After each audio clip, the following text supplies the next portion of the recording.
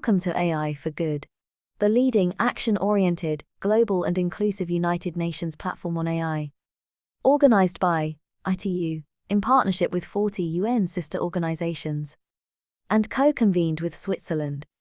The goal of AI for Good is to identify practical applications of AI to advance the United Nations Sustainable Development Goals and scale those solutions for global impact.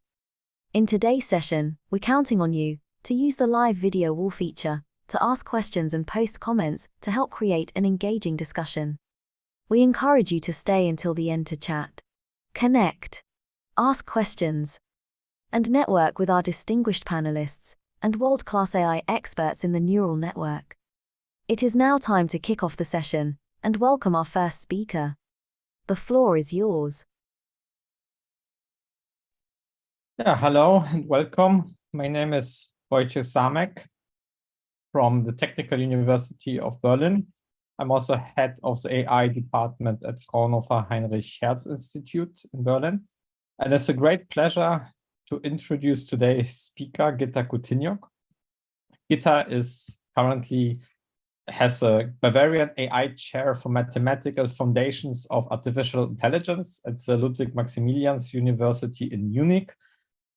She is member of the Berlin-Brandenburg Academy of Sciences and Humanities, a SIAM Fellow, and the N.S. Simons Fellow at the Isaac Newton Institute. She has been visited several institutions, Princeton, Stanford, Yale, Georgia Tech, was also a professor at University of Osnabrück and also a holder of the Einstein Chair in the Institute of Mathematics at TU Berlin. And yeah, Gitta is a real bridge between mathematics and AI. I had also the honor to work with her, and I'm very happy and very curious what she will have to tell today about the trustworthiness aspects of AI. So Gitta, the floor is yours. Yeah, thank you so very much, Wojciech, for the very nice introduction, and also thanks a lot for the invitation. It's really a great pleasure and honor for me to give a talk here. So let me start by sharing my screen.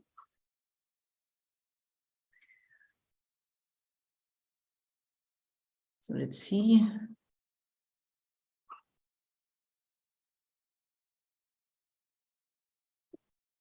Yes, so I mean, we all know how tremendously successful AI is, but we also know that we still need to develop trustworthiness further. So we are not at that stage where we have full trust in AI. And in this talk, I would like to talk a bit about trustworthiness of AI, where we stand at this point from a mathematical viewpoint, and also how it actually leads us to a certain extent to quantum computing.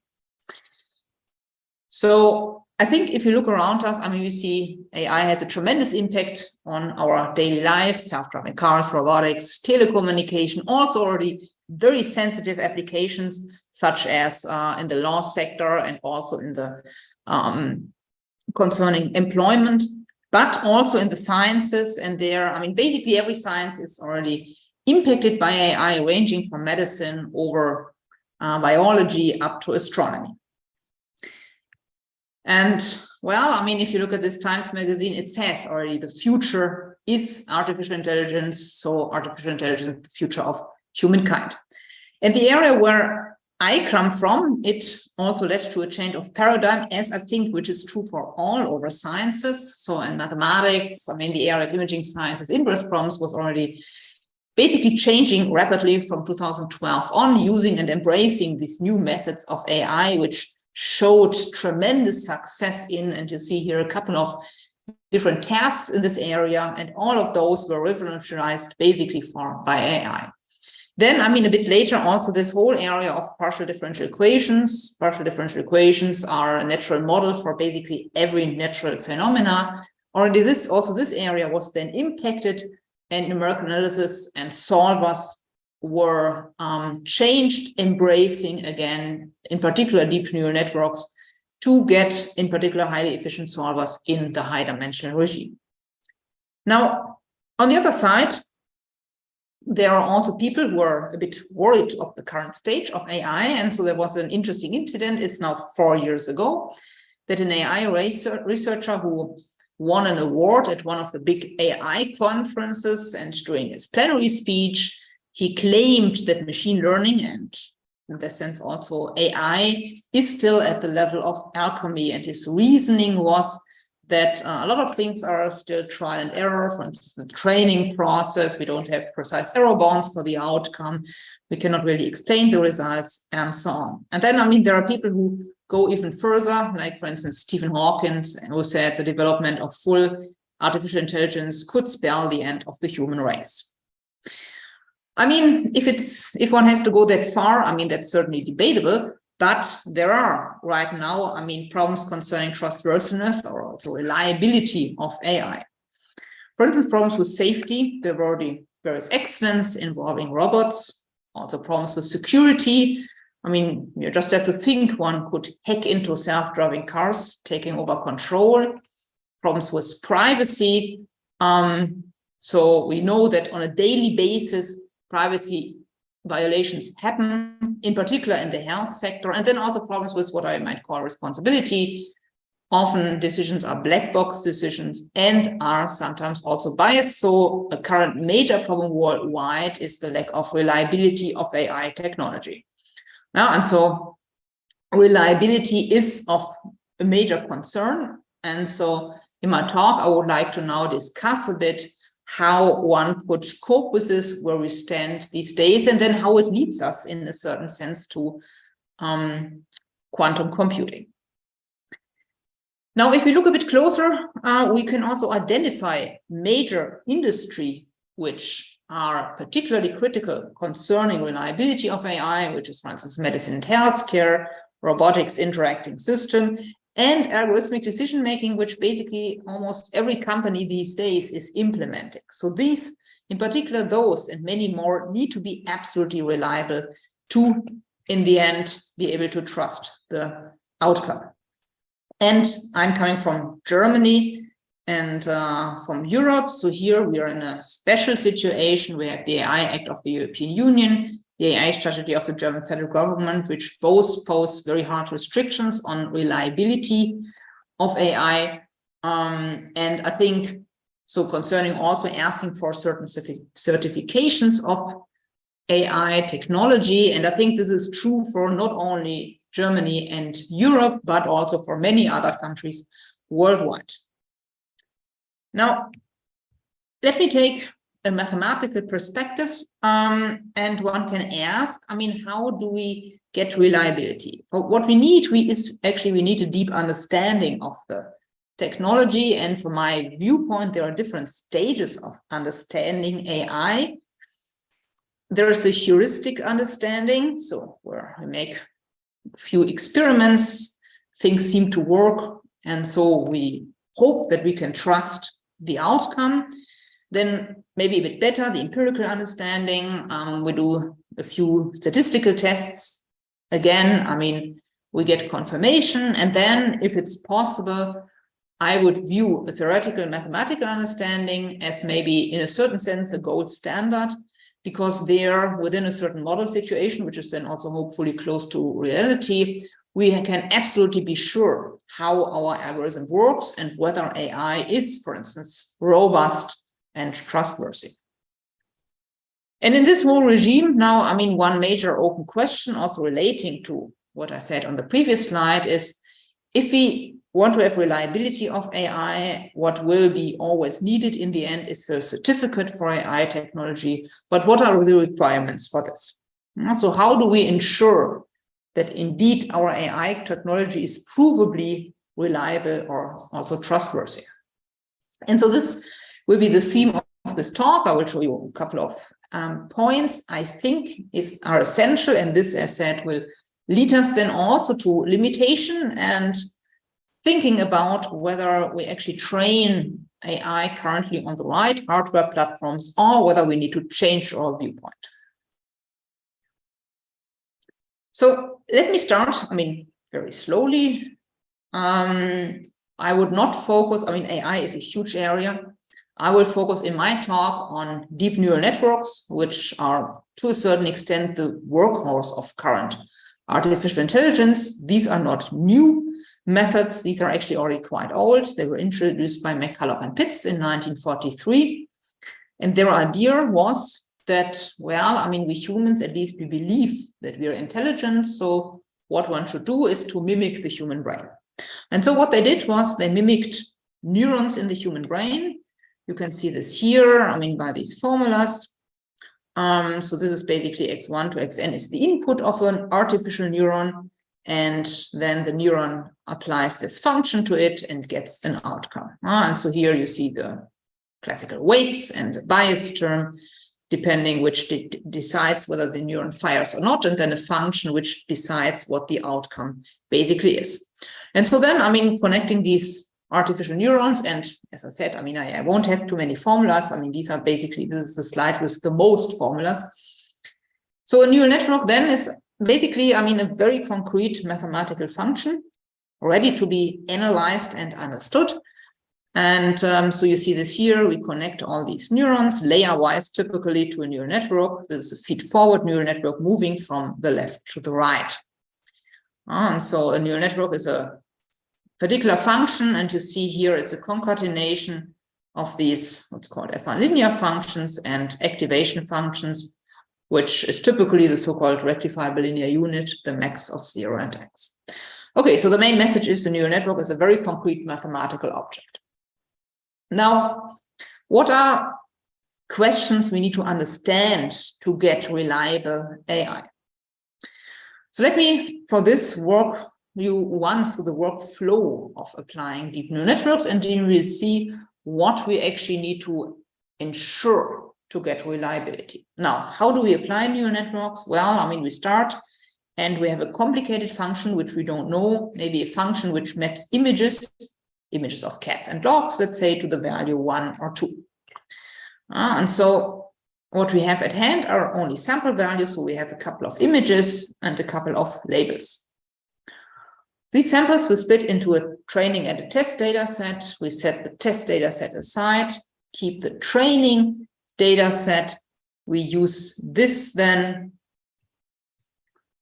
for later on the training. So what we first need to do is we need to decide what neural network to take, because what we want is the neural network. Remember, it's a simple function.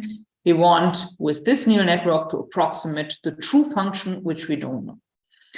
And so we need now to decide how many layers to take, how many neurons in each layer, and so on. And this is, I mean, still at this point, a lot of trial and error, which is what was referred to before by Erkenby.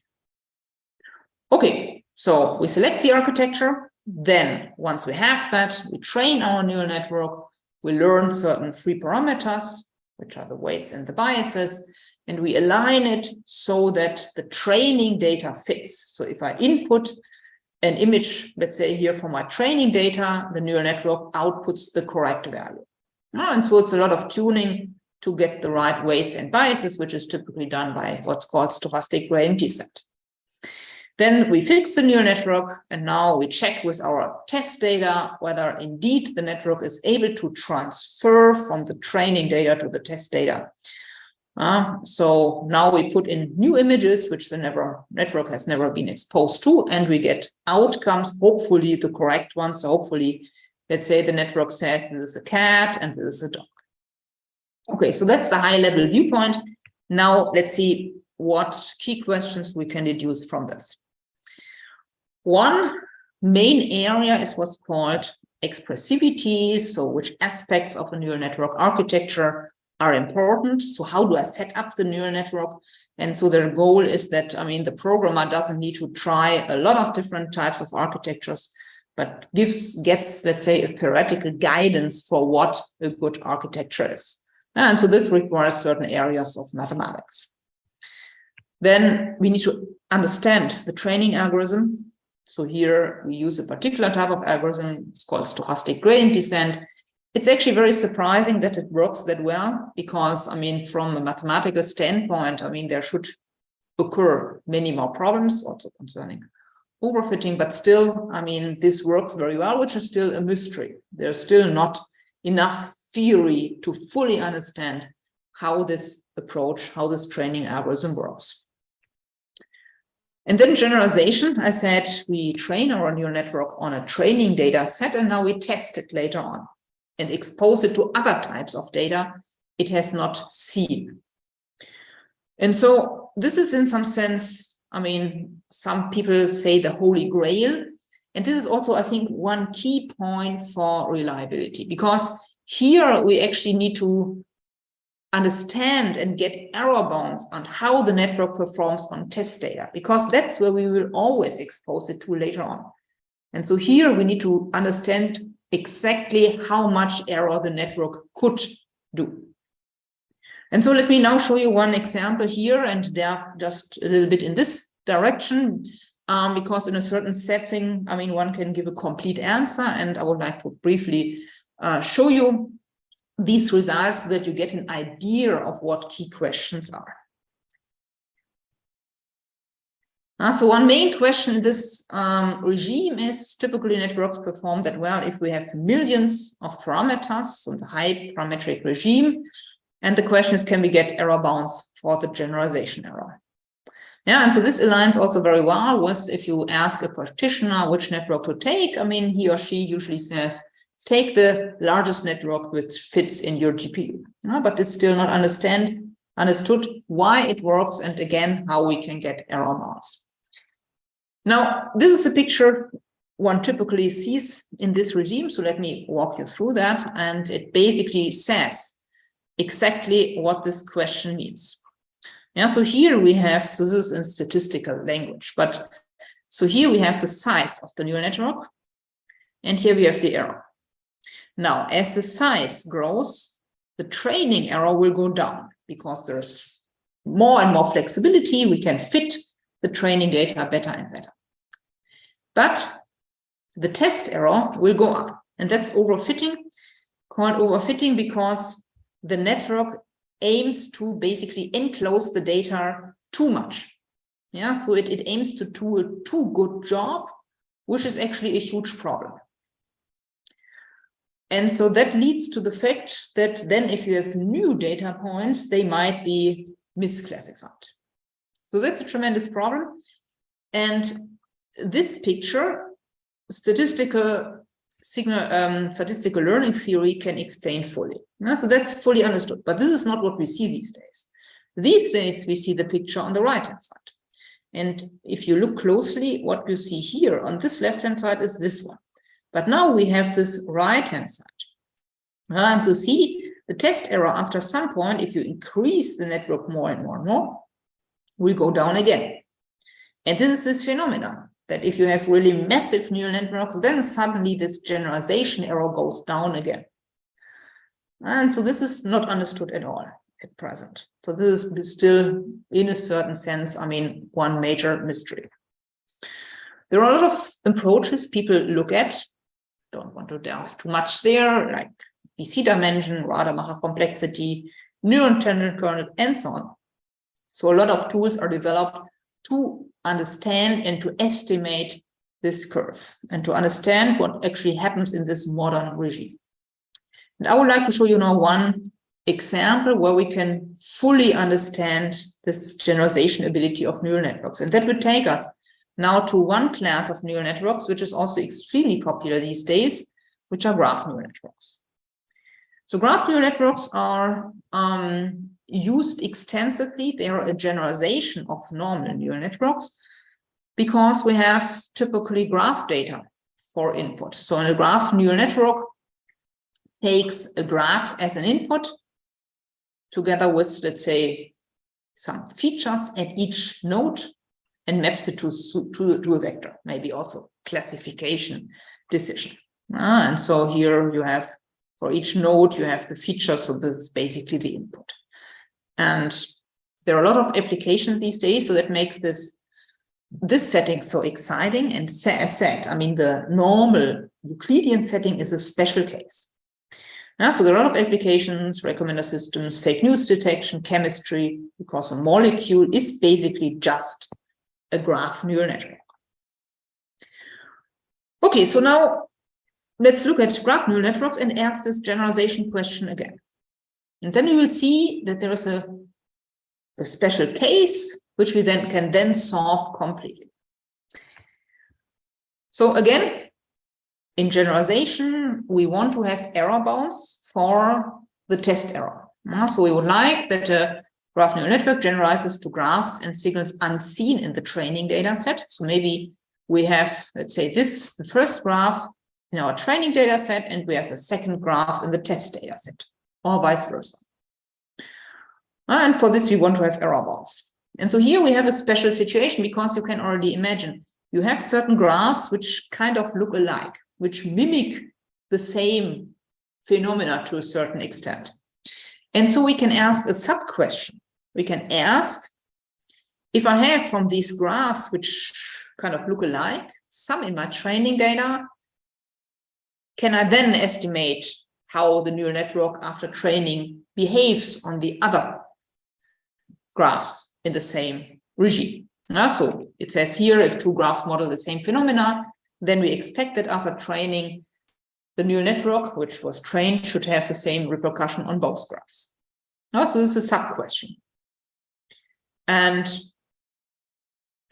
how do we model the same phenomena? Well, I mean, there are several ways to do that. One can say one has, let's say, some continuous space, and then if the graphs are sampling of this, there's also a graphone approach, and so on. I don't want to go in the details there, but let me say, you can maybe visually imagine what it means that graphs model the same phenomena. And so now we can ask, can we get an error bound if we have maybe this graph in the training data and this in the test data? And in fact, I mean, this question, this problem can be solved completely. So let me just show you, we have a result on this. So this error, so the transferability of this graph neural network, so the error bound for the generalization error in this case can be estimated precisely. So we have precise mathematical formulas on this, the transferability of what's called the graph Laplacian and a certain consistency error. The secret here is that we use specific settings, specific filters. We work on the frequency in the Fourier domain, and we look at it from a continuous viewpoint, because also in this whole area, typically results are phrased in the discrete setting, and discrete tools are used, but it's much more often powerful if you go to the continuous world and study it from a, let's say, more continuous viewpoint. Okay, so this is, let's say, a sub-question of the generalization question, which in the setting here of graph neural networks, we can solve completely and get error bounds. And let me also say, I mean, there are various applications which actually are completely dependent on these error bounds. So think, for instance, of electron tomography. There, you don't know the ground truth. You can never see it with your eyes. So you have to completely rely on the algorithm. So for instance, on the AI. And there, if you don't have error bounds, basically, I mean, they cannot do research with their machine. So for them, and certainly also for a lot of other areas, but I mean, for them, for instance, it is absolutely crucial to know exactly how good the result is of an AI algorithm. So this is, I think, one key part for reliability, or I use it here, I mean, interchangeably for trustworthiness, to get error bounds for the success of a neural network on a test data set. And we are far from it right now. There's a lot of research still to be done. Then, once you have these bounds, still the question is to understand the outcome of a neural network. So you have to believe, I mean, that the network did something reasonable. And that brings us to the area of explainability, which is also one key part of reliability, trustworthiness. So this asks a bit different question. It doesn't study the training process at all. It just asks the question, I mean, we have now our fixed trained neural network. How does it actually reach a decision? And so that way we can check whether the network did something reasonable. And so again, I mean, from my viewpoint, this is one key part. So for instance, also if you want to design certificates later on for AI technology, which needs to be in there, which we definitely need for reliability, trustworthiness. So let me now also take you on a tour in this direction. So explainability, we aim to understand decisions of black box predictors. And there are a lot of questions. So here, for instance, let's take a look at this very easy example. We have here the 3, and let's say my neural network decides that this is a 3. Then you want to understand which pixels are important for the decision. And so here the outcome, the neural network, the explainability algorithm said, well, I mean, these red dots, the red pixels are extremely important for the neural network to reach that decision, which makes a lot of sense because these openings here distinguish a 3 from an 8. So this is called relevance maps. But there are a lot of questions. What is relevance in a mathematical sense? Can we develop a theory for optimal relevance maps? Can we fairly compare relevance? And also, can we derive higher level explanations? Because usually, I mean, not each pixel contributes to a decision, but maybe clusters of pixels. And maybe also not to forget, the explainability approach itself needs to be reliable. We need to trust that. So it needs to be based on a mathematical understanding. And again, I would like to show you one example in this direction where we developed an approach based on information theory. So the idea is that from information theory, it's typically you have 2 persons. One has a message. She transfers it to the second person, but she doesn't want to transmit too much. So she transmits only a certain rate. And then this person certainly will make an error, not getting the complete message, but, well, at least parts of the message. Okay, so now we can phrase this explainability approach in this language. We have here this person, she has the neural network, and he has the same neural network. And this person has our original image. She transmits parts of it to the second person, who then needs to bring it back to the image size to be able to put it in his neural network, and then hopefully he gets a similar reply as Alice. And so this is, yeah, you see, I mean, here, these pixels, if the decision is very close, these pixels are the key pixels for the decision. So these are the relevant pixels. So this phrases this in a different language in a certain sense. And so what we aim for is that here very few pixels are sent. So it aims for sparse explanations, but the decision is almost the same. So the error which you make here, which is the distortion, is small. So the target is now very few pixels to send very few pixels. So very few pixels are my explanation, but still I want to get the error under control.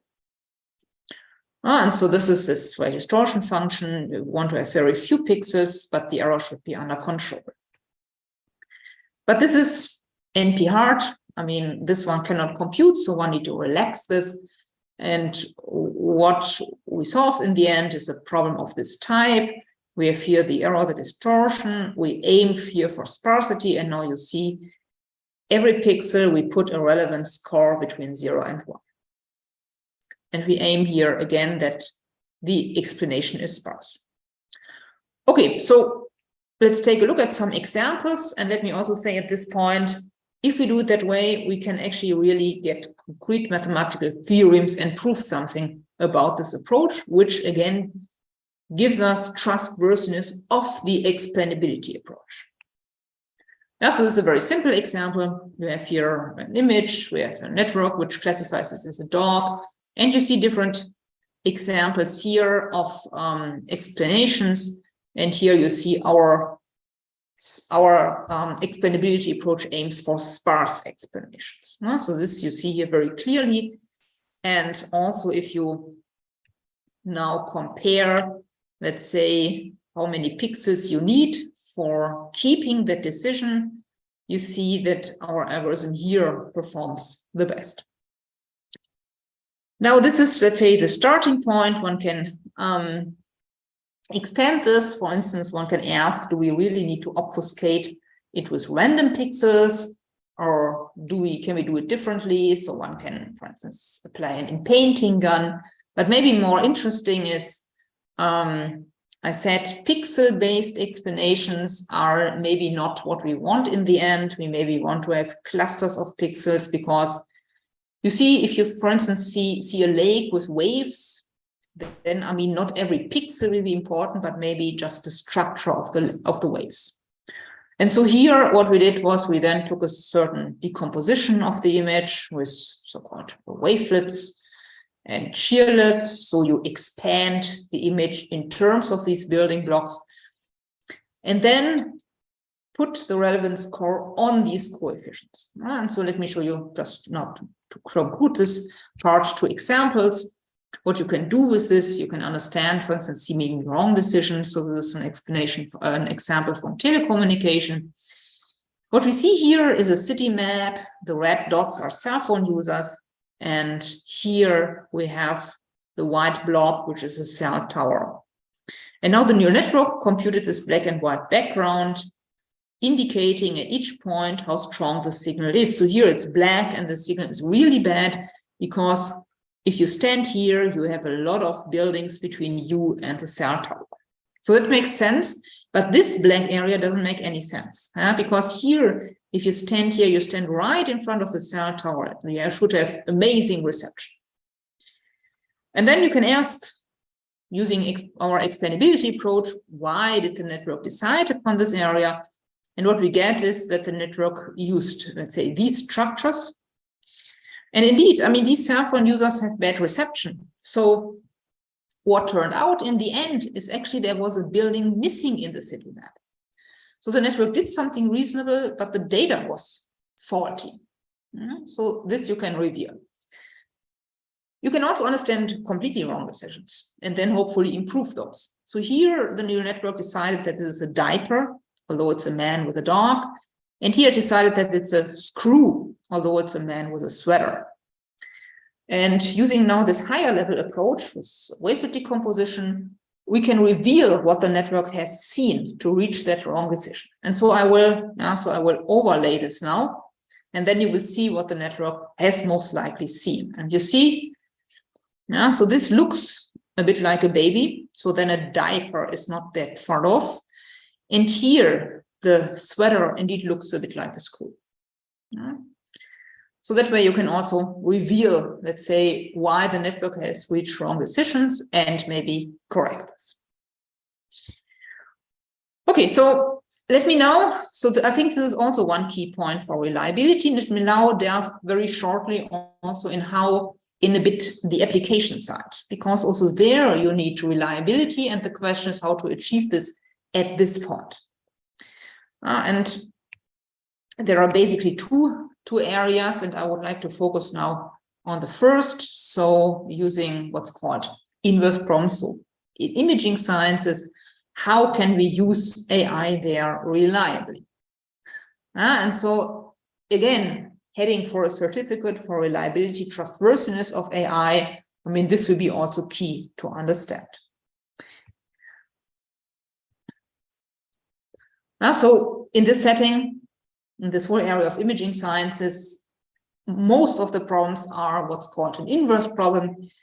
You have your original image, you do something with it, maybe you expose it to noise, you get the noisy image, and then from this and from K, you want to recover F.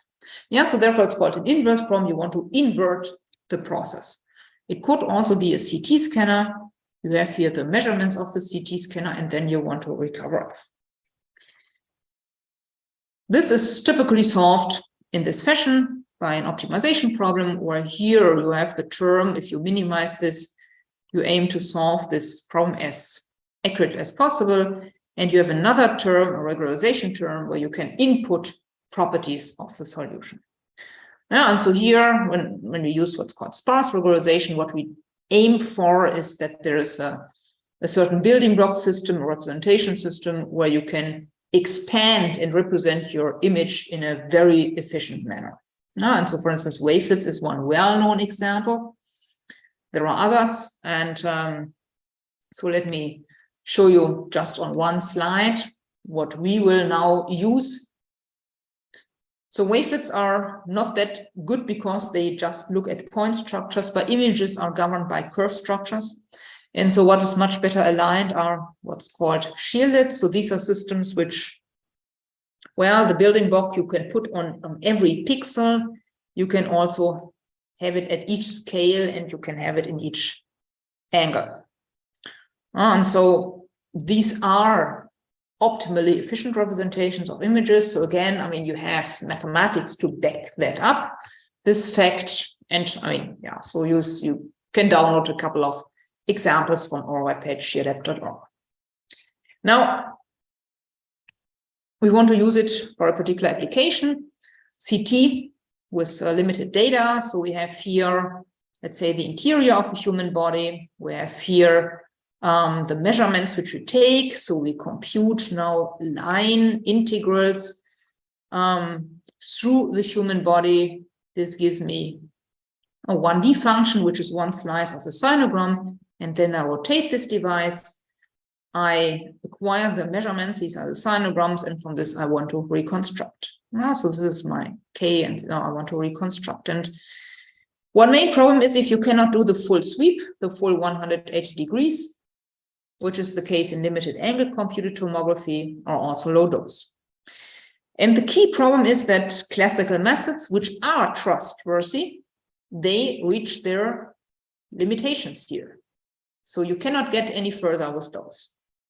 Because you see here, if you have a 60-degree missing angle, then if this is my original image, this is the reconstruction, which looks awful. And if you do what we just discussed, this sparse regularization with shielded, again, I mean, you don't want to do a diagnosis on this. No, so this is just too complex. So here are these classical methods where we have a lot of error bounds, they are reached their limits. So now we have to go to the AI setting, and we will see, I think, very strong results. But the question is, again, trustworthiness, reliability. And so what people do is they combine both worlds and aim to do it in an optimal way. So let's say the classical world where we have certainty, and the AI world where still, I mean, we work on the theoretical underpinning to make it absolutely trustworthy. And there are different ways to combine those. I mean, maybe the straightforward one is a trained neural network end-to-end, which is usually not that great because you throw a lot of physics overboard. But then there are a lot of, let's say, interconnecting parts. For instance, you can combine neural networks with classical model-based approaches, break open the algorithm, insert the neural network in certain parts, and so on. So there are a lot of different examples how you can do that. Now, let me show you one possibility, which is maybe also a general strategy in a certain sense. And breaking it down, what it means and what it aims for is to use the model-based approach as far as it's possible and reliable, and then complement with AI. So that way, I mean, you have the theoretical guarantees from your model-based world, and you have reliability because you know exactly what the neural network learns, and you also restrict it. It only learns what you cannot get otherwise. And also, it's also less like a black box. And so for limited angle computed tomography, I will show you on the next slide one example, how you can improve what we saw before. So here we use this classical approach, sparse regularization with shielded. We used a neural network for the missing components, and then we combined both. And so you see this here, the top slide, the top line we saw before. These were the model-based approaches which failed if we have a 60-degree missing angle. Here you see a neural network trained end-to-end, and it's already better. But if you combine both worlds, you see how much better you can do. Okay, so let me, in the last part, in the last minutes now, also talk about, I think, one aspect which is completely neglected usually, which is limitations. Because for trustworthiness, reliability, this is something where we also need to focus on a lot. And to my mind, this is not discussed enough. Because, I mean, AI is not a Swiss Army knife. We cannot use it for everything. So in that sense, we need to be very careful how we use it. I already said before, there are still problems with reliability, trustworthiness. But the question is, I mean, are there maybe fundamental limitations which we cannot overcome with how we use AI these days? And so certainly there are problems, uncertainty, algorithmic limitations. But what I would like to look at now is we use neural networks and AI in general right now on digital hardware. Yeah? So you have usually, I mean, I guess your laptop in front of you, you use GPUs, you use CPUs. And so the question is, I mean, is this the best we can do? Can we get reliability there, or do we need to rethink where we train neural networks?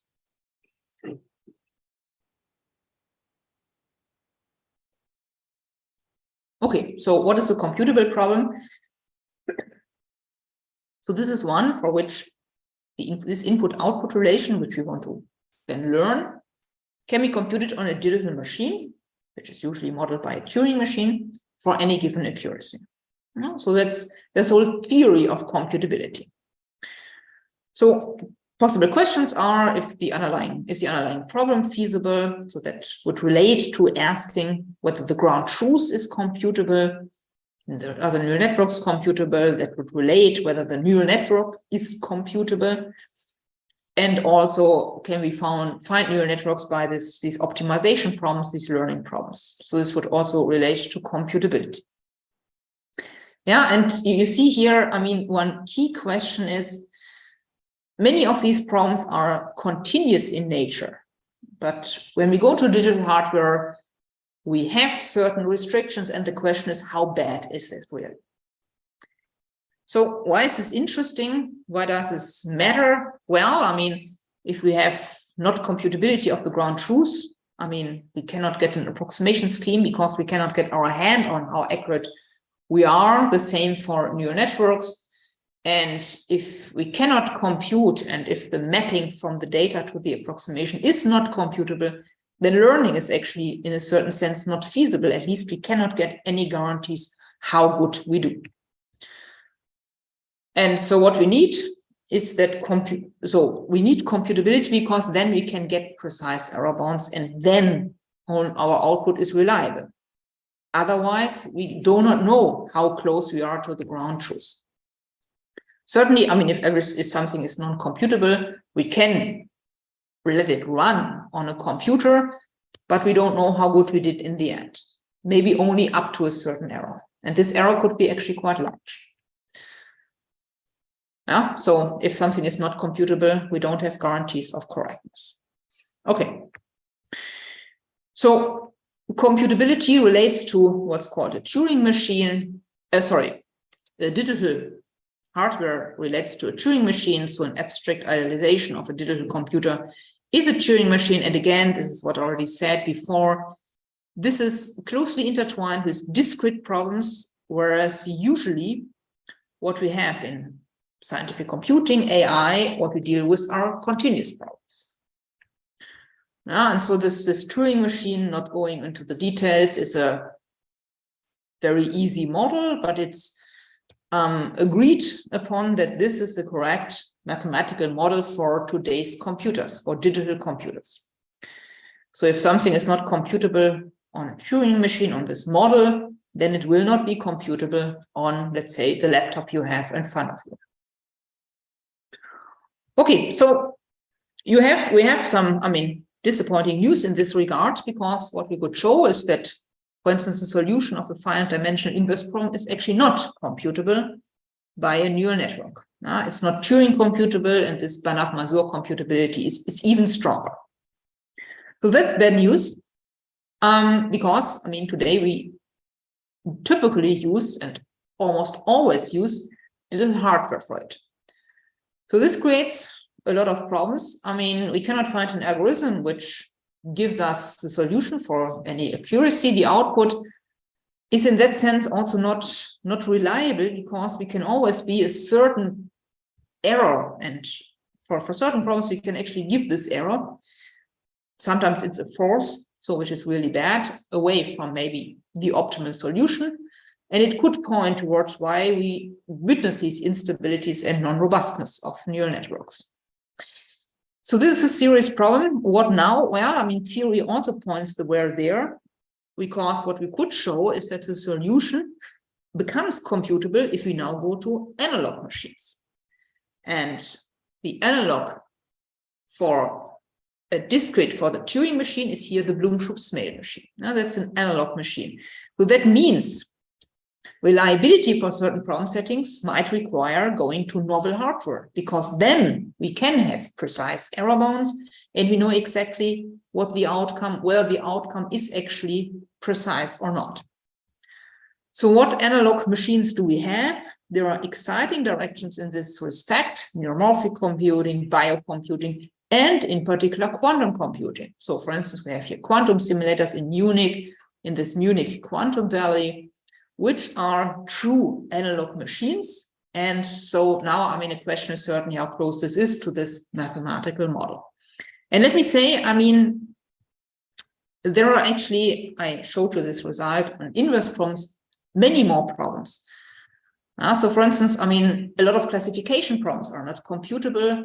Also the pseudo-inverse, which is an ingredient of most algorithms, is not computable.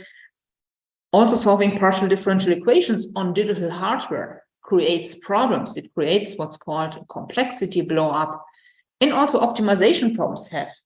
If you solve those, and if they are not digital in nature but continuous, also they are not computable.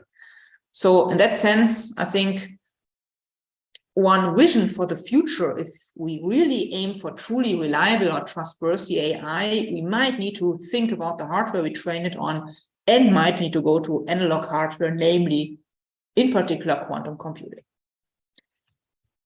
So let me conclude my talk. I think we all agree how impressive AI is in real-world applications. One should be aware, and I think this is also anyhow point of this lecture series, that we still have a major problem with reliability or trustworthiness. There are different aspects one need to think of if you come from a mathematical perspective.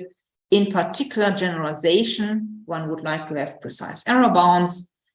Explanations, one would like to have interpretable AI, but there one key aspect is also the explainability approach itself need to be reliable. And then we briefly discussed also, if we now go to applications, how to ensure reliability. And as said, I mean, there are still serious concerns about using digital hardware for it. And we saw these results on computability. So in that sense, I mean, what I would like to proclaim here is, if you want to get truly reliable AI, we might be actually even forced to go to the analog world and, for instance, I mean, using quantum computing for it. And before I conclude, since we talk, or I talk now a lot about reliability, let me just make one last comment, because in Munich, we now actually have precisely a school, a Konrad-Zuse School of Excellence in reliable AI, particular for these topics. It's a joint school between both University of Excellence, LMU, and TU Munich. And as you see, I mean, there are different focus areas, foundations, mathematical foundations, medicine, robotics, algorithmic decision-making intertwined with reliability aspects. And what the school aims for, it's a master plus PhD program to train future generations who are technically brilliant, but also aware of the importance of AI's reliability. We just have an open call for PhD positions. So if you're interested, please go to this webpage and apply. And with this, I'd like to conclude, and thanks a lot for your attention. Yeah, thank you very much, Gitta. It was really interesting talk. So we have now time for a few questions. So maybe I will start with one. So what are the implications of these proofs on the last part which you presented on the computability? Does it mean that even like today's CT machines, where there is no AI inside, are also not reliable? Or does it only apply for the, do you need learning for that, for these proofs? Or does it also apply to like classical machines where there is no learning at all involved? Yeah, thank you. That's a very good question. So I spoke about the optimization problems, and there is actually no AI involved. So these optimization problems, also there we show these, let's say, computability, so non-computability, and even not approximability to, let's say, a computable function.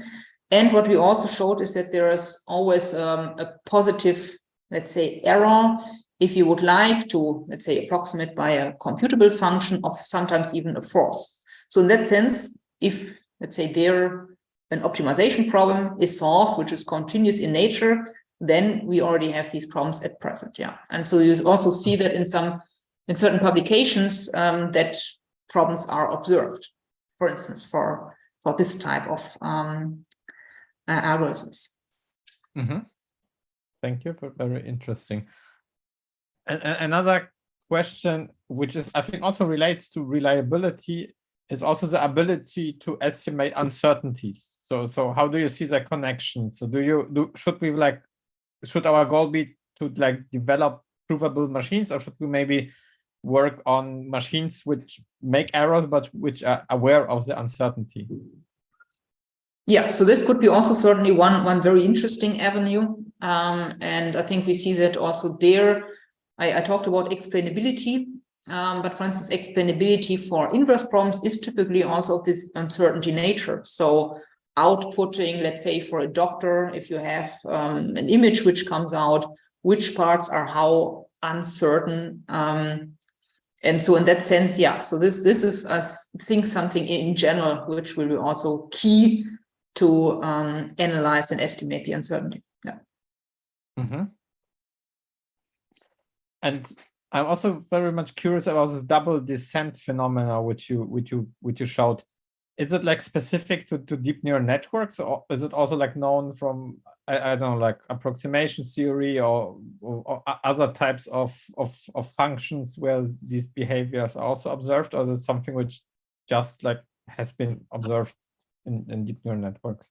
This is just for deep neural networks. So let's say the thoughts on this is that there is some implicit regularization happening, and so research aims for understanding why and how this regularization happens. But is it specific for ReLU neural networks, or also occurs for other types of nonlinearities? I think it's also for other. So from what I know, yeah. Mm-hmm. But it's, I mean, yeah, neural networks in general. And yeah, so there's, for instance, work by René Vidal about which type of regularization happens. But again, it's not fully understood at this point.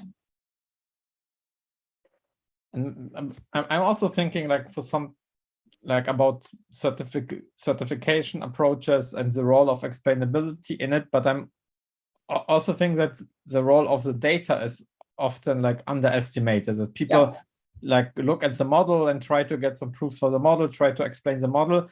But should we maybe look also more on the data? Should we also develop quality metrics, certification processes for the data? Absolutely, I completely agree. So the data is absolutely crucial. It's very challenging, I think, because there you typically don't know the entire landscape of the data you take from. So for instance, if you want to train a CT scanner, you need input from or images of, let's say, most of the population of the world. So if you take a subset, it's not clear whether you maybe excluded certain key groups of people. But yeah, so data is absolutely crucial, because there also fairness and so on, I mean, very much depends upon. Yeah. And can you even improve some bounds when you, I don't know, when you include normalization, where you if you are sure that your data is normalized so that it fulfills certain properties, can some of the bounds which you showed be even better, or could we think of bounds which also are not only hold in general but are hold in a very restricted data space, which you as a application developer have to ensure that your data is normalized in certain ways? Could this be also way forward? Yeah, I strongly believe that. So I think that's also, I mean, a very good point. Unfortunately, I mean, in theory these days, this connection is not that much studied at present. So, I mean, it's usually that very generic data is assumed, or for instance, even in this area of expressivity, I mean, the data is not considered at all. So, and I think the reason is that there are maybe two communities. There's a community who deals with, let's say, analyzing data, and let's say the other community. So from my viewpoint, I mean, it would be absolutely crucial to bring this together. Yes. So we have a question from the audience.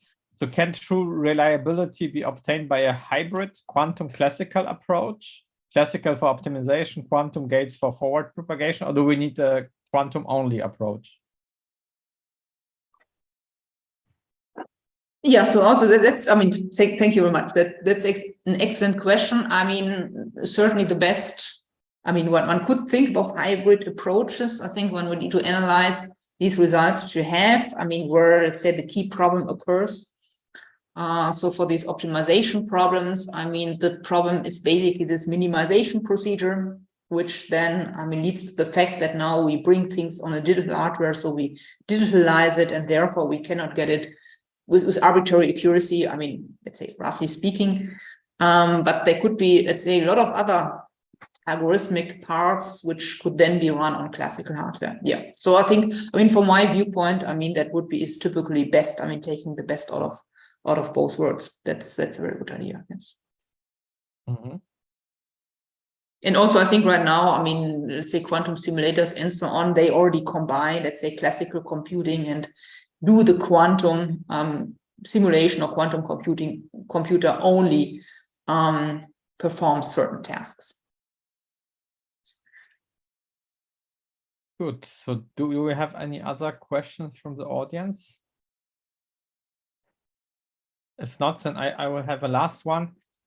So what do you think will we see in the next 5 years? So will we see like more like the quantum computing, deep learning communities merging more? Or will we like overcome some of the limitations or theoretical limitations which we have now? So what is your, what do you think? Yeah, thank you very much. Very good question. So I think, I mean, theory is really driving things further. So I expect that within the next 5 years, we see, I mean, very strong theoretical results concerning expressivity also, which gives, let's say, the practitioner guidelines or how to best set up, for instance, an architecture. We see a lot of error bounds evolving.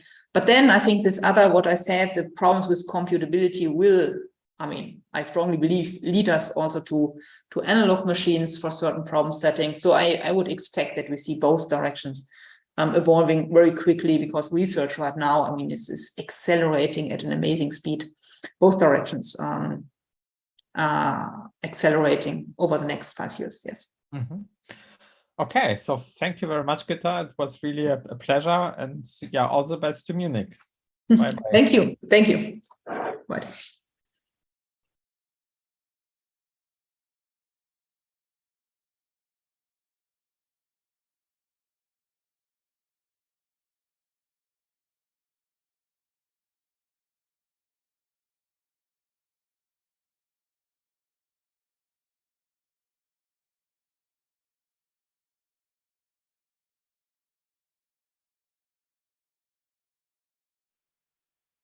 Here you can ask questions. Like and comment, share links, complete the poll, connect with interesting profiles, or speak one-on-one using the chat and video function. We invite you to explore the lobby, try the smart matching quiz, visit the virtual exhibits, poster boards, the eShop, and build your personalized AI for Good program. Let's shape the future of AI for Good.